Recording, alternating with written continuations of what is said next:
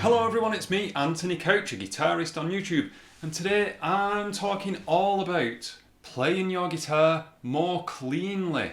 The first thing that we get coming through the amp when we turn on the overdrive or the distortion or the fuzz, whatever you want to call it, is this noise. And it's horrible.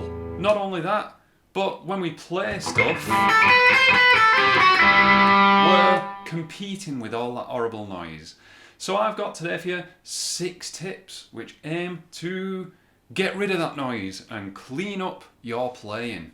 But first, before I get on to it, I want to know down in those comments, who is the cleanest guitar player out there? I think I know who I'd pick, but I want to know who you would pick. Who is the cleanest guitarist out there? Okay, tip number 1. I'm starting at the very, very basics with tip number 1. You've got your overdrive on, you turn your guitar up and you get that noise immediately, especially if you've got, I'm very, very quiet here. Let's turn this loud.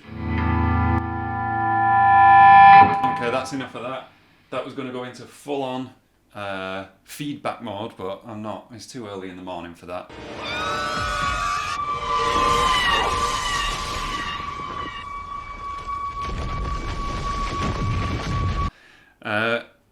We get noise. We get noise when we do that. So you need to have something in contact with all the strings at any one time. This is the basic principle for the other tips, really, and for clean playing in general. When your left hand isn't touching it, your right hand is. When your right hand isn't touching it, your left hand is. Otherwise, you get noise. You can have both at the same time, but you can't have both off. That's it. That's the basic principle of keeping your guitar quiet. Yeah, you're going to get a bit of hum, especially on a single coil. I don't know if that's picking up through the microphone, but I can hear some hum. That's why they invented humbuckers. Anyway, that's tip number 1. What's tip number 2? Tip number 2, as I look at my script, that is the script. Okay, yeah, we get into the real details of it now, because this next tip is consider your picking hand. More specifically, your picking thumb, because the thumb does the bulk of the work when it comes to cleaning stuff up.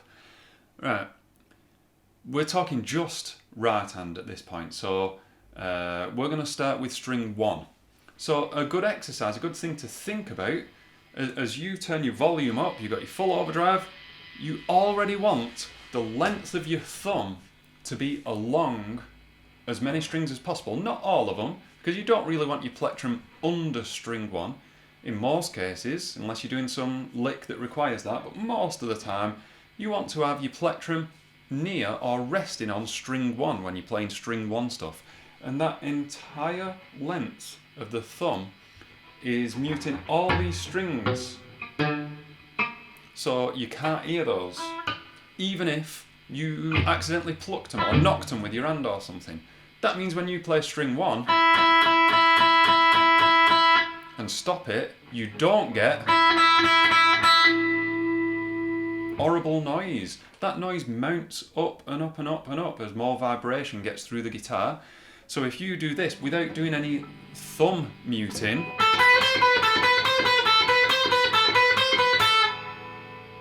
quite soon the volume of the noise, the handling noise as it's known, is competing directly with the notes that you do want your audience to hear, which is not good. That's just string 1 though. What else can you do with your right hand? If you're playing something on string 3, you're still going to have some residual vibration causing noise on strings 1 and 2. So you can curl your fingers around like this. What this does is it creates, I'm still on my single coil, that's why I had loads of hum. It creates a force field around any note or any string that you do want your audience to hear. So if I'm playing string 3,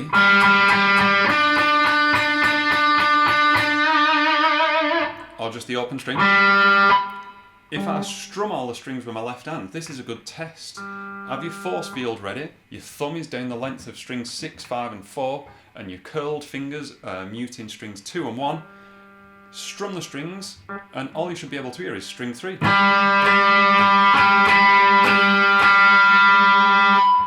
If you're not doing that right, you're going to get this. You want to make sure that that force field mentality carries through to pretty much everything that you play. Curled fingers, length of the thumb. Tip 3, well, if tip 2 was consider the picking hand, tip 3 is consider the fretting hand. What can the fretting hand do? Because we can play, you've seen players do this in energetic moments of a song where they where they ignore all that stuff.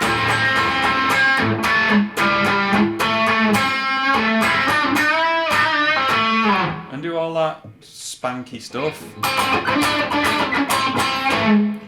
There's nothing in contact with the strings in terms of fretting hand, but with picking hand. But with fretting hand, there's loads going on.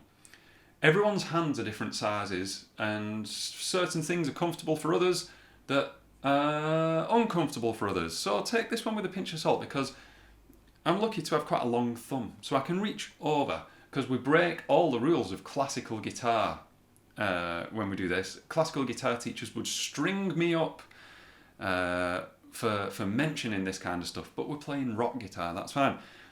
Because this hand, let's say if you pick fret 5 on the string 6,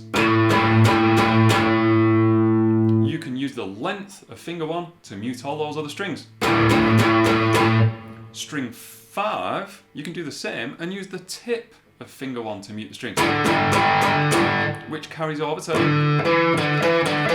all this stuff. It's when you get beyond string 5 that your thumb can come into it and come over the top, angering all those classical musicians. If your thumb can reach, and if you want to even bother, you can mute all those other strings to get string 2. Tips 2 and 3 really come together to form one big mega tip that links to number 1 as well. That something's got to be in contact with the strings that aren't being played, otherwise you get noise. So when you put 2 and 3 together, you consider your fretting hand and the picking hand. That just makes for super clean playing.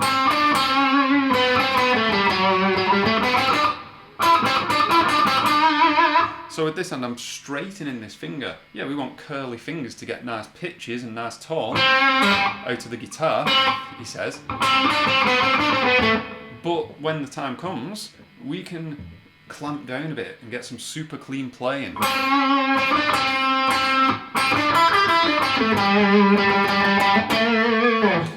Tip 4. What's tip 4? Okay, well, tip 4 is a tough one for guitarists to hear. I know through experience, both in my own playing and from me having to dish this advice out literally about 10 times a day, it's a tough pill to swallow. Whenever you're building new muscle memory, if this is all new to you, you have to slow it all down. Don't just expect this to be an overnight thing. You're building new muscle memory. It's not going to take forever though.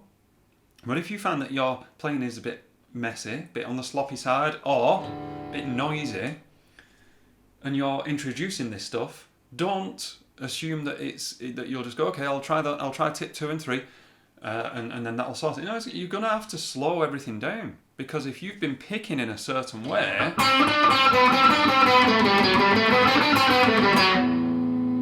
with that noise, now you're having to relearn it.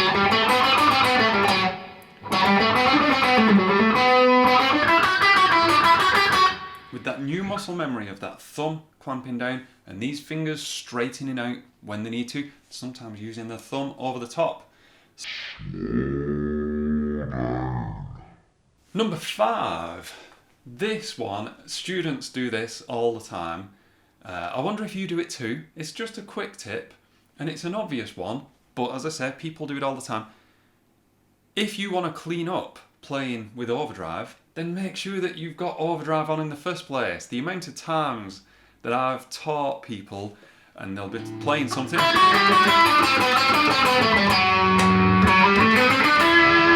they get all that noise, they go, okay. No, cheating. That is cheating. You want to clean up your playing, and playing on a clean channel instantly does that. I mean, it doesn't completely clean it, but it certainly gets rid of a lot of it. If you want to get better at playing with overdrive, you constantly play with overdrive because it helps with all that muscle memory stuff. Just little things like, oh, there's some instant noise already. Without even knowing it, you'll be improving it. You'll be building muscle memory. Also, you might like this tip as a mini tip. Practice a bit louder. If everyone's out and your neighbours are fine with it, just turn it a little bit louder than you would, because you instantly get just little, let me go crazy. Just the tiniest little movement is getting picked up. And you'll have to deal with that while playing at the same time. Number 6, this is a nice tip, although I'm using the wrong guitar for it. This tip is actually my favourite tip. One of my favourite tips that Paul Gilbert gave. I can't remember which video, or else I'd put a little clip of him talking about it now. But I've stolen it from him. But I love this tip so much that it made me knock the microphone there, did it? Paul Gilbert, where was I? Volume. Okay, so I always switch my volume knobs to be super fast knobs because I love a fast knob. I can't be doing with slow knobs. And this is a slow knob, but I've been living with this slow knob for a long time. I'm just used to it. But my other knobs are much faster. So what am I even talking about? This one is a bit of a car crash. This tip 6, but I'm sticking with it, and I'm not editing this out. At the end of your licks, boom, switch that volume down super fast. As fast as you can. It depends how fast your knobs are. Usually with a little slide. It's one of my favourite tips, and it's so effective. It makes it sound like you're super fast. Gets rid of any of that last millisecond handling noise.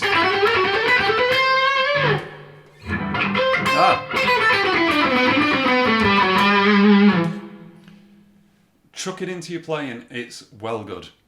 Anyway, there was 6 tips. Did I miss any? Let me know in those comments. And also, let me know who is the cleanest player of them all. And if you've watched this video up to this point, I would like to invite you to the Facebook group, the Couch Potatoes Facebook community, guitar community. Doesn't matter what it's called, because the link is in the description. You don't even have to search for it. Find the link in the description to this video and come and join us. We're nearly at 50 potatoes over there, just chatting about guitar stuff. It's good, and it can only get better if you join us. Anyway, thank you. I am Anthony Couch. I'll see you in the next video. I'm going to play some super clean, slow guitar while these incredible names pop up at the top of the screen. Thank you very much for watching. Gary Parker, Gary Parker, Gary Parker. Scott Jones, Scott Jones, Scott Jones.